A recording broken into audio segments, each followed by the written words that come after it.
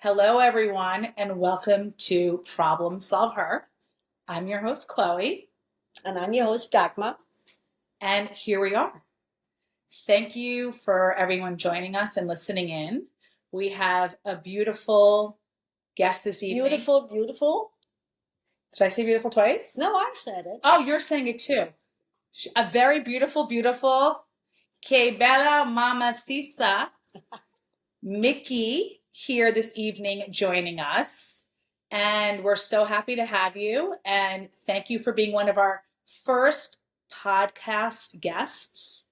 I'm just going to tell a little bit about you and big you up. And then I'm going to kind of let you give a little bit of your story and your background. And then we're going to play a little game and ask you some questions, if you don't mind.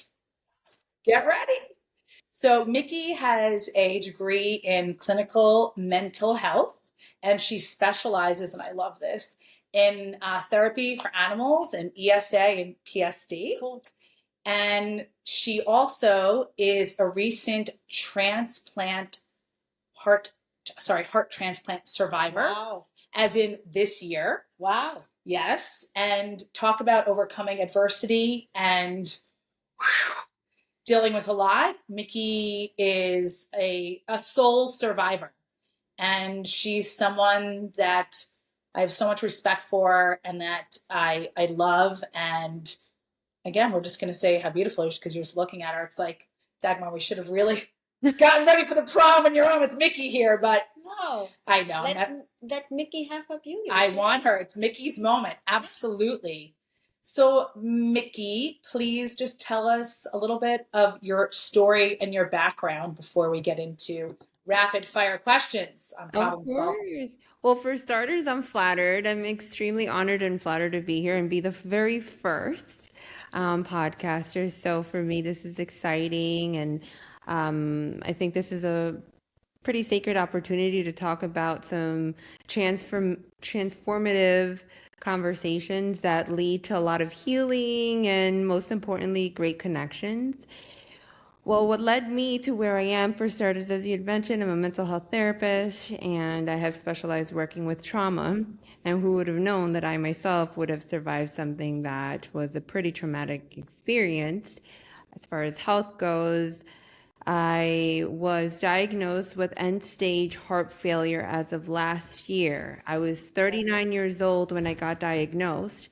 In fact, I was ready to go on a worldwide tour, thinking I was going to travel the world with my golden doodle Milo.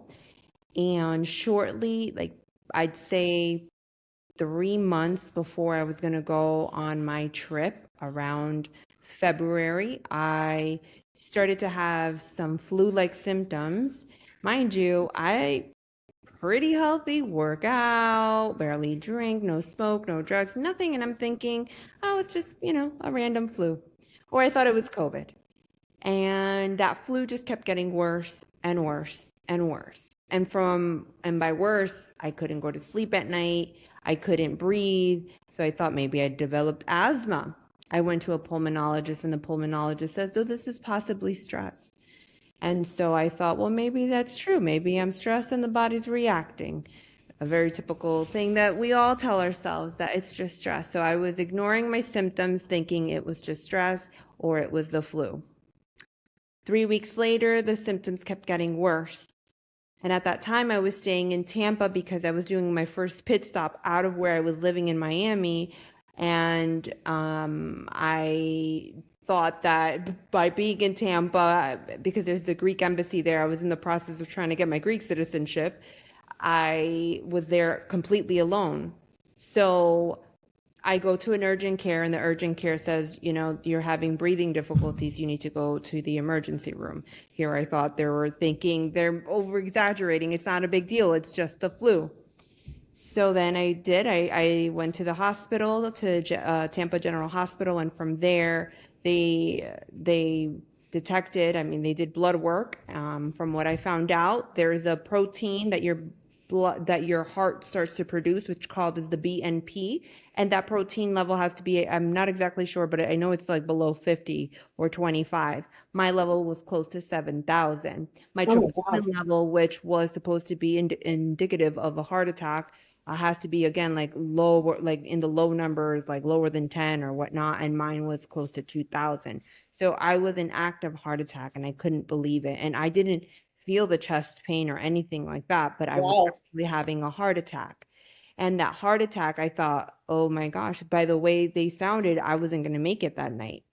I got admitted into the hospital, and it turns out my ejection fraction, which means the pumping of your heart, when they did the echocardiogram, was a 10%. Mind you, it has to be above 50% for for a normal ejection fraction for the pumping of your heart. So I was severely not well, and so I was already deemed as end stage. In fact, not too far after, I was already getting prepped for, I was speaking with palliative care and getting ready for hospice. That's where I was. And by the time that I got on the transplant list, where I went to Cleveland Clinic. They prepared me because sometimes for a heart, for the perfect match, you could wait years. So I'm here thinking, that's it. My life is over. It's done. But in my heart, in my soul, I didn't think it was, but still I had to prepare myself as though it would be. And then a month later, I get a call for my perfect match. And as of January 13th of this year, I received my new heart, and I am here today, thankfully, with a That's brand new beautiful. life. So here I am. Congratulations. New life. New New life. life given. I want to go back to one of the things that you just said, because I think it's important as our, viewers are watching this and our listeners to be able to have a heart transplant at all and survive is number one. Two, within only 4 weeks of getting it is literally less than a 1% chance. Mm-hmm. And the fact that Mickey was given that, Mickey, you forgot one part about how they prepped you a few days before that. Oh, yes. And then they came in and said, sorry, no, this is going to someone else today. You have to go home now. Can you imagine? Yes, I did get a call, and I was told that it was a high risk heart. So It worked out. high risk doesn't mean it's a perfect match. It's a high risk, meaning it's someone that could have had other existing illnesses. Now that one didn't come through. They prepped me completely. They took like 30 vials of blood, everything. I was getting ready, about to go into the operating room, all for them to say, sorry, this is not your heart. And then 3 days later, I got another call, and it's saying, this one's it. You're first on the list. Come running now. And the Cleveland Clinic is known as one of the best hospitals for heart surgery in the world, really. Yes, in the nation. And I learned that around a little over 3,000 heart surgeries are done a year, and in the whole nation. And there's over like hundreds of thousands of people on the waiting list. So I definitely feel completely blessed for where I'm at today. Yeah. But what a blessing that they sent you to the ER. Mm-hmm. That they didn't take it as another flu and sent you to the ER, and there you could find out and had an opportunity then to really deal with it.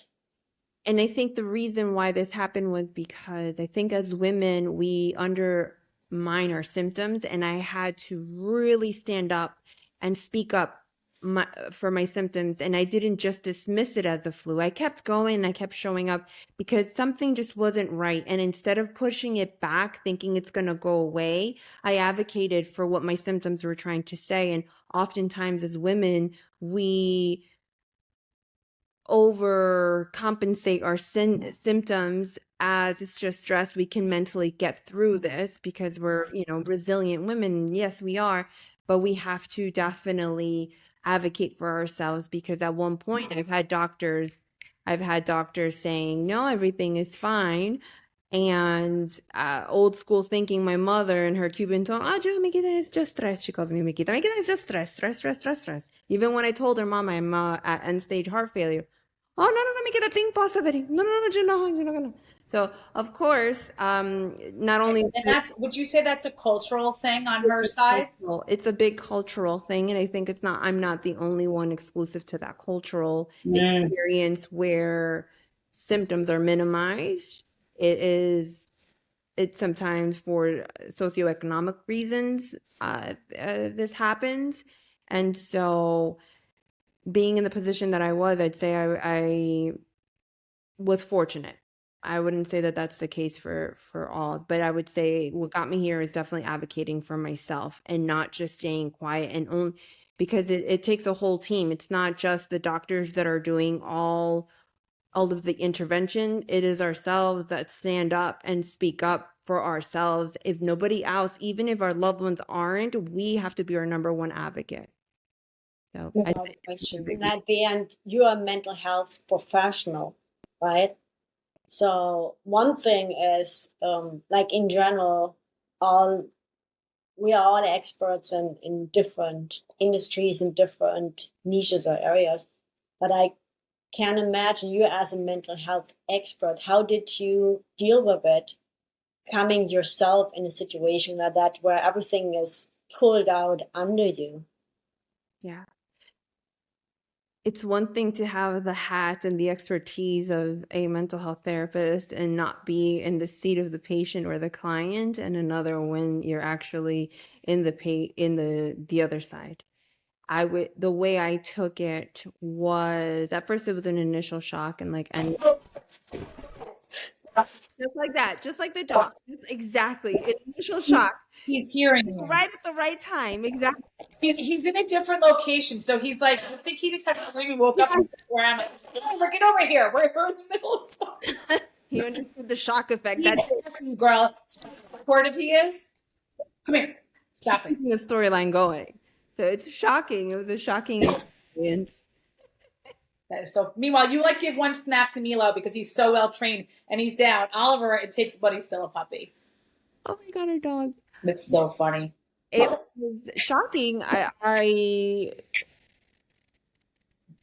The experience that I had was more of, I was not in my body, and I think that was just how I was able to cope.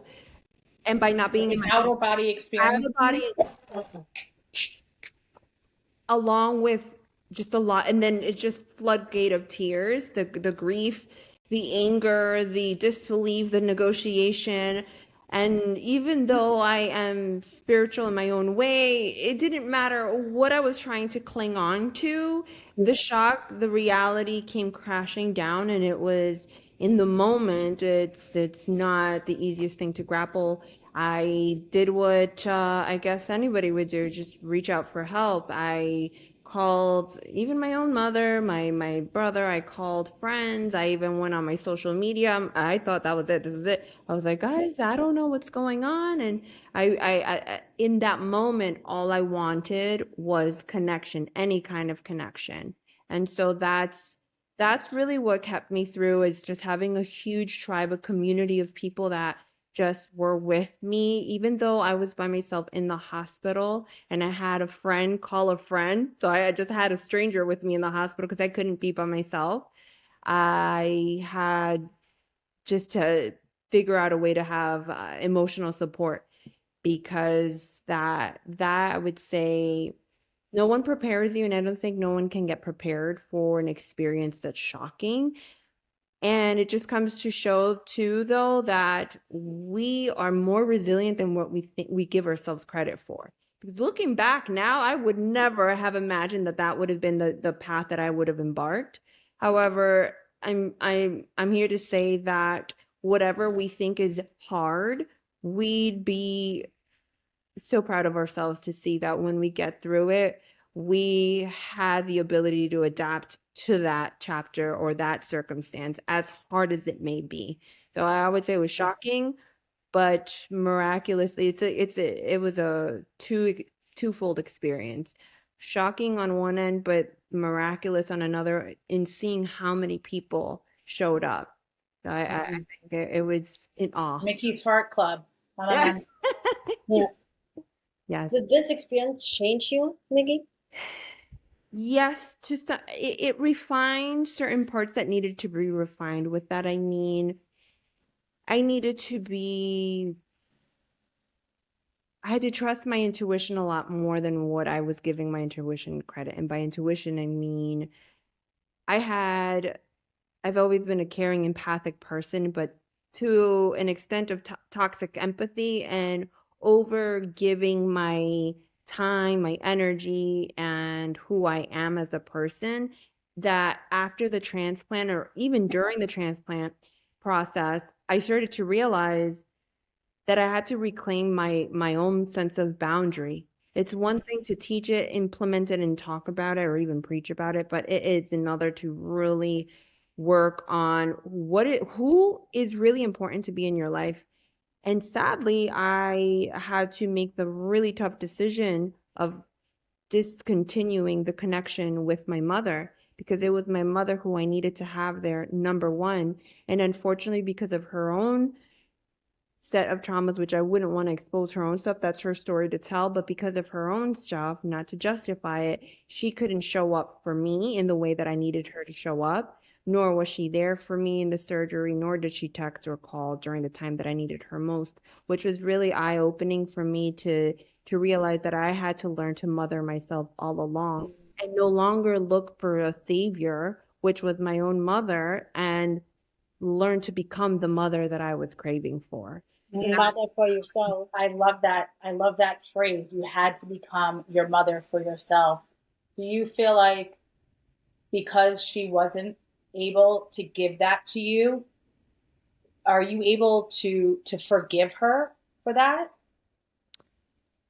Forgiveness is an individual experience, and I say I have understanding for her. I have an understanding for her with compassion, with the lens of compassion. Perhaps forgiveness is a term that is combined with expectations. And for me, how I understand forgiveness is not in the Christian light of things of forgive, forget, let go.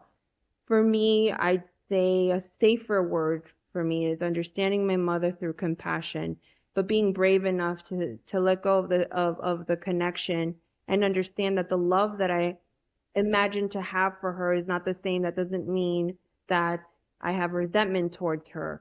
So there's not anything specifically to forgive, but rather for me to take care of myself in a different light and send great energy towards her. But never did I really hold the resentment of hatred. I did feel the experience of anger, rightfully so, but I'd say that what I experienced more was understanding that her capacity to be a mother was not the one that I needed. And it's not that I could forgive anything, something that she couldn't provide. And maybe she made the choice not to. That's for her to forgive herself. I think forgiveness for me individually is like, what could I have done differently for myself that I could forgive? Because forgiving somebody else is different. I don't know if that makes sense, but it's ownership. I'm taking power over my choices. And, yeah. And I get it, what you just said. It's more like what she did is more up to her to deal with it. And at the end, it's what type of or kind of death of the mother and a rebirth of your new mother, right? And then going through the anger and the grief and the loss and everything. Correct. Absolutely. And it's interesting that you said rebirth. The day that I got my heart, January 13th, so happened to be the first full moon of the year, and it's considered to be the moon of rebirth, the wolf moon. I was like, well, would you look at that? I guess it really was a symbolic experience. And the day before, because I am writing a memoir, the day before I received the second call, I was writing in my memoir that I was ready to let her go, almost like cutting the umbilical cord. And at 11:01 the next day, I get the call. It was almost symbolic. And I'm here in a full circle moment for you. Yeah. And I'm here in Connecticut now. I to eventually have the uncomfortable conversation with my mother face to face. I haven't had that just yet, but does she know you're there visiting? She knows I'm here. Yes. Okay. So there has been contact. There has been contact, very limited contact, and my plan is to have someone close to me be part of to facilitate that conversation, because I don't know if I can have that one-on-one just yet. Yeah. Sometimes, a person that can help facilitate and kind of be that middle one to bridge that with family, it works. I've had that with family members where someone said, you know what, I want to be there for both of you. Someone that's a common ground that knows both parties and is not there to take a side, but to help you get through something. Instead of feeling uncomfortable, and after all this time and everything that's happened, they can maybe bridge the gap. And maybe part of the reason why you needed to be in Connecticut this summer is because you needed to have that experience with her and be able to move past that. Correct. Because it's holding weight. It has to. It's, It's holding as much weight as Mickey allows it to hold it. But she's someone who I think is very aware of herself, and she knows herself, and I can say personally, in knowing her, that she's become a lot more independent and confident since she's had this heart transplant. I'm seeing a different side of her, someone who's not taking any SHIT from anybody, who is finding that inner strength, and she's using it. And I love that for you. It's beautiful. It's self-care. Absolutely self-care. And I think Chloe and I have definitely had a good share of conversations about, what self-care means and how we can show up for ourselves. And I think advocating and being more direct with our needs is super important. And Chloe is a queen at that one. So I took a bit of that, being a lot more assertive with my needs and my wants. Oh, thank you, babe. Yeah. Anything I can do to help and sprinkle a little, I'm just being me, Dad. I'm not doing anything else. I'm just a little dose of Chloe. Well, I have a question for you that I think you will appreciate, because you've seen a lot in the last year.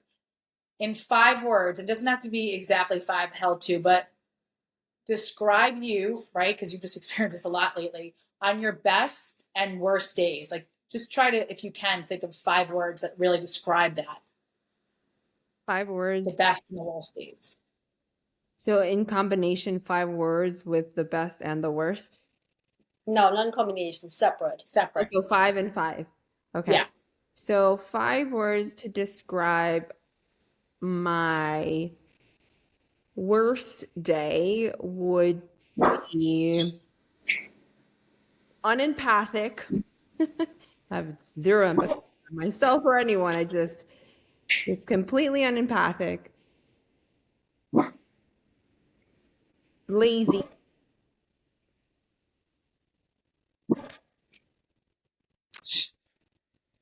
Confused. That's hard. Confused is hard, where you don't know what to do and where to go. Yes. Frustrated. And tired. Those are the worst. Yeah, I think those are the, on my best days, sexy. And by sexy. I would think sexy on any day, Mickey. Just that feeling of vibrancy. So sexy, energetic, alive, happy, and soulful. That's beautiful. Yes. I love that for you. How are you dealing with worst days? Because from an emotional perspective, all these things just take your energy and bring you down, right? So you really have no easy way to go up. So what do you do when you have a worst day to get out of it? Absolutely. I am a firm believer in the power of journaling and writing. I have been writing since the age of 9 years old, almost as though it has saved my life. When we tap into our voice and ourself, we almost tap into an element of ourselves that we didn't even know existed. So I go to my safe space and I journal anything and everything that I feel, think, and experience. So much to the point where I'm finally having an honest conversation with myself. I almost become the intermediator with myself, the inner critic, the inner child, all of it.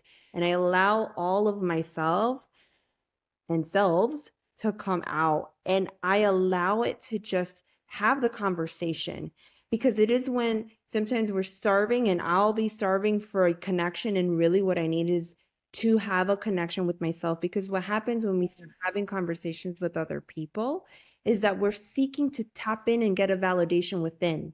So when I write, I realize that I have to find the validation within myself. And writing for me, even when I was in the hospital and all of that, it has been what centered me. And if it's not through writing, I have been able to do like voice notes, have video diaries or audio diaries, anything where I can have an expression and really validate where I'm experiencing. So for me, that's worked. So what's interesting, we had another podcast with Michelle, and she talked about it too, to let everything come out. So she just does it in a different way, but it's the same result, that you don't suck it up. You don't leave it inside. Because at the end, if you leave it inside, then you have always negative energy, and you never have the option to get up again. What you suppress is regress, and that's part of what the happens. And so when what's expressed allows you to not have, you're not going to be afraid of yourself. You're going to start learning to trust yourself. You're going to understand yourself in a way where you accept the different parts. We all have different parts to ourselves, and different parts of ourselves comes up in different circumstances. So I have definitely gotten to learn different parts of myself during different seasons of my life. But yes, expressing fully without judgment is the key, because it is easy to just start judging. Oh, that's pointing the finger. You're this, you're this, you're this. And so it's going to even stop you from being open with yourself. So imagine if you cannot be in a space of safety with yourself, how can you expect others to feel safe around you and or with you? It's important that you feel safe with yourself and with your thoughts and with your presence. When you have that, you create that safe environment for others. And believing in yourself also, I think, is so important. And once you believe in yourself and you're confident in who you are, then all those other things that you just said can come up, and you're not afraid of them. Yeah. Right. And you said before, speaking to yourselves, plural, because we don't just have one self, right? We have all these different sides of ourselves. I am many. Yeah. It doesn't mean, I'm schizophrenic and so am I. And we have all these 50 personalities, but we have different sides of ourselves. Yes. A lot of people don't know that, or they don't even want to admit that. No, that's not me. I'm just this one way. No. We all have different sides of who we are and what comes out of us, depending on who we're around and what's going on in our life. Right. So it's there is, I forgot the name of it, but there are several books, I am many, and then it's like, I'm whatever. Well, Oliver knows the answer. Get over here. I can't believe the bugs here, by the way. They have these in Jamaica. We call them, they're called crocus. We call crocus, and they go in packs. Do you hear it? Can you hear it or no? Yes. It's like a song. It's singing a song. It's singing. It's. There's music going on behind us. It's beautiful. It's the sound of music, and the hills are alive. So coming back to what we talked about, so yeah, absolutely. Did you experience the different personalities during your process too, like what childhood trauma and attachment styles and all this? Did this all come up as you were struggling emotionally, physically, mentally, and spiritually with something that happened in your life, totally unexpected, and to the point that it threatened your life, that you could lose your life? For sure, the mother wound came up. The mother wound? The mother wound. The need to, the fantasy of the mother as well. It's the fantasy. As in the fantasy of who you wanted her to be? Correct. And so, Ah, yes. And unfortunately, our society presses such a big emphasis as mother, mother, mother. It wasn't my father that I was craving, it was my mother that I was craving. And it's almost this like heightened expectation for it's the woman that has to show up. But yeah, it was the mother expectation, the mother wound kept coming up and how much I really needed her and how the sense of abandonment came through a lot. I had a hard time accepting help during that experience because I became hyper vigilant and hyper independent, which is a trauma response. I myself am a trauma survivor, hence why I became a therapist and loved this field because I saw how much it could be transformative. But I myself had all of the triggers come up, my hypervigilance, my avoidance. I had grief coming up. But I think the one silver lining that always kept keeping me still, like that helped me as a child, was my faith. And so I held on to faith. That was it. That was my mother, my father, my everything. I held on to that. It's this invisible hope that I felt, that I loved it. Like all the faiths around me came from all walks of life. And it just really reminded me and really anchored me that at the end of the day, it doesn't matter whom has abandoned me, I am still centered with the greater power. And that's what kept me sane. Clearly, Mm. everybody has a different path, and some people don't choose the path of spirituality and they're fine and content. For me, that's what kept me going. And I would say that during that period, all of the belief that I always had in something greater, it was beautiful to see it manifesting into my life on how magical and surreal the power of I like to call it God, but everybody has a different name, but I would say the power of higher being, God, that came through. I would say Mm. that's really helped me through every day, every process. Every day was always one small And act. Yeah, still is helping you. and you're smiling as you say it. And yeah. that's another part that makes you such a beautiful person inside and out. But going back to what you said about abandonment, because it's heavy, right? We all have felt abandoned at some point in our life. You can grow up with parents that you're extremely close with. You know my parents, you know how close I am with them and my family, but we all experience it. And it's how we deal with it, right? Because you could take something that's happened to you, because we're all a product of our environment. We all are a product of where we grew up and who we were around.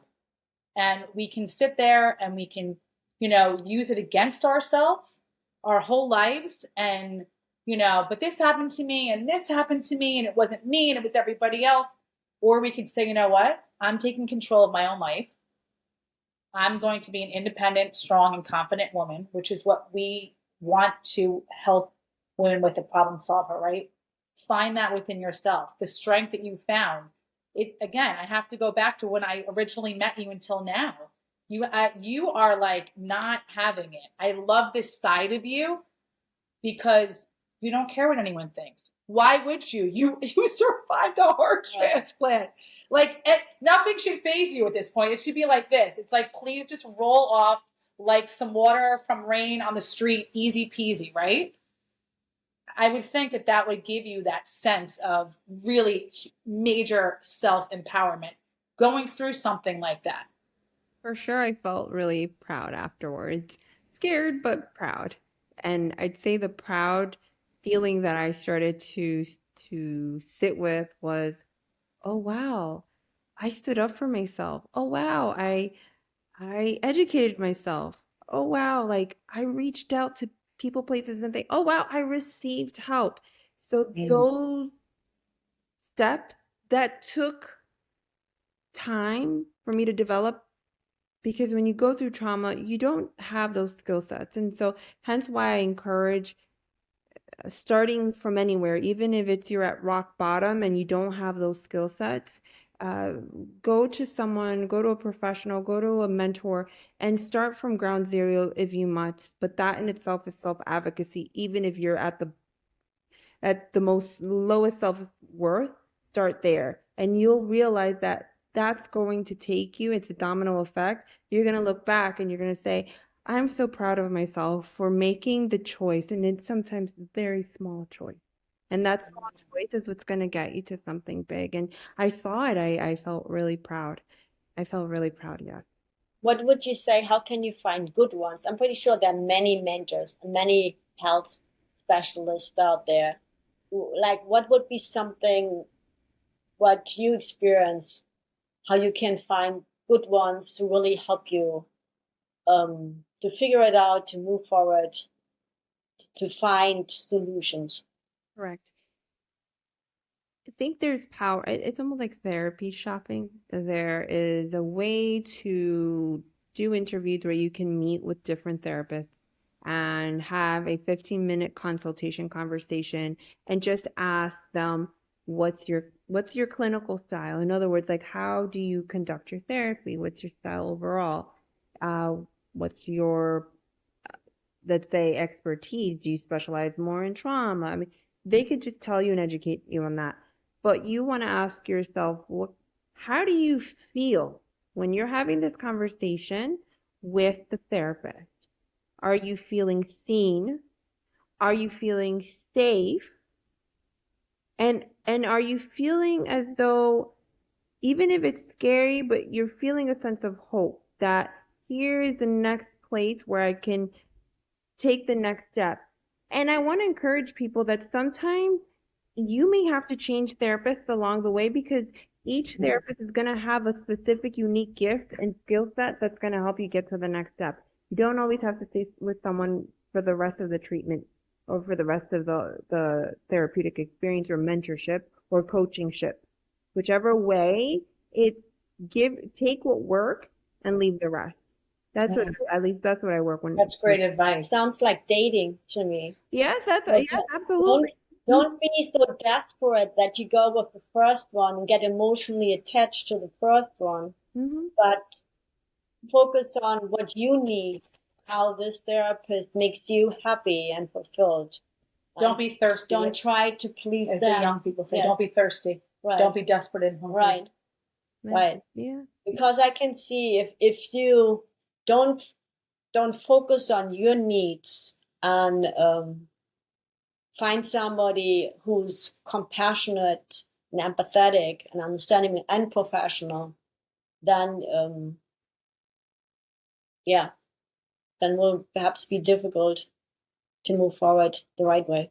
Absolutely. And I think it's okay to make mistakes along the way. Therapists are going to have their own, or coaches and mentors are going to have their own human side to them. Different styles. Absolutely. Absolutely. But yeah, I think it's where you feel most seen and ready to make. I mean, we're all at different stages in our lives. Some people want to process, other people are ready to, like, I want to take a step forward. So I think when it comes to styles and interventions, I mean, at some point one can do enough counseling and therapy that now they're ready for coaching. They're like, okay, we've done all the process work. Get rock and rolling and go to the coach, because with the coach you could take really actionable steps to really move and push forward in areas that perhaps the clinical aspect of things wouldn't work as much as coaching would. What would you say when you look back on your journey? What would you, now that you know, what would have done differently with the knowledge you have today? Oh, I wouldn't have dated half the guys I've dated. When it comes Girl, that's for a whole nother podcast and a whole nother topic. podcast in itself. That's for wine and girls' night. Yes, And I think I wish I could have seen myself in the light that I see myself in now. That way I would have understood how valuable I really was all along and not needing the validation that I needed or was seeking before, which I have empathy for why that part of me needed it.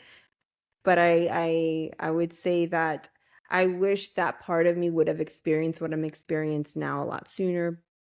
If there was a regret, I would just have said, I mean, it's not necessarily a regret. It was just a wishful thinking of, man, I wish I would have prolonged the time of this wonderful feeling of self-worth a lot sooner. Yeah, I get that. Mhm. On the other side, they all say everything comes to the time where we ready for it, right? Correct. So Yeah. All good things come to those who wait. It's a very famous quote. Yeah. Now, are we patient? Do we wait? Dude. I mean, I'm patient. I can be patient. You're more patient than I am, yeah. So Mickey, what's your 5-year plan? my 5-year plan. Yeah. Number Now with your new heart, new life. Yes, I'm intentionally dating now, believe it or not. I am Compared to before? dating. Yes, I'm putting myself out there. I'm dating. Okay, this is new, and this needs to go out to all the press and all the papers and on all the socials. Good for you. Yes. That like changed in the last month. I know. So Mickey, what do you different now in the dating process? What you would have done before? Well, I think before I didn't know exactly what I wanted. And by wanted, I just was going with, quote, the flow. And now I have set values and non-negotiables that, once I see them and recognize them, I don't bother for a second date. I would say for me, it's also important how I feel. How do I feel about myself when I'm with that person? Because it's not how I feel about them, it's how do I feel about myself. Yes. Do I feel less than? Do I feel like I need to like prove myself? That's almost like your body and your emotions signaling there is some kind of toxic connection going on, and so the overcompensating self is trying to show up. So whenever I have that feeling, I step away. But the 5-year plan, I would say for sure complete my memoir, and I hope to complete it by this year. Number one, I definitely want to put myself out there dating, and I want to have that. Perhaps I wouldn't call it a closure with my mother, the conversation, but I would say I would like to have a conversation where I can tell myself I'm at peace with this conversation. So hopefully that can happen. And who knows, maybe another golden doodle along the way. Yay, a little brother More or sister babies. from Milo. I love babies. that. Yes. Amazing. Yes. I'm so proud of your journey Mm-hmm. and what you've accomplished and overcome, and the strength that you have and the inner peace you have. Considering what you've been through, to come with such, the way you just exude this vibrance. A lot of people in your position, would not be looking this good right after a heart transplant. I'm sorry to say, because you look like a model right now. And to just... Good for you, Mickey, good for you. She looks exactly like she did before, okay? Nothing has changed in terms of her beauty inside and out. And I'm so proud of you, and I'm so happy for you. And I'm really excited that you're giving men a chance again, and that you're ready to put yourself back out there, because it's not... Dating today is, Dagmar, it's on another planet. It's not normal behavior. It's very different. So I want to be updated on that. Yes. And we thank you so much for joining us. Absolutely. Problem Solve Her. And where can people find you if they want to find Mickey? Well, you can follow my Instagram or TikTok, both named Journey with Mickey. And it is MICKI, the way Mickey is spelled. So Journey with Mickey is where you could find me. Amazing. Yes. Beautiful. We love you, and we thank you for being here tonight and for all your insight. Absolutely. Can't wait to see you. Thank you so much, Mickey. It was Thank lovely you. meeting you. Love you. God bless and good night. You too. Bye. Bye.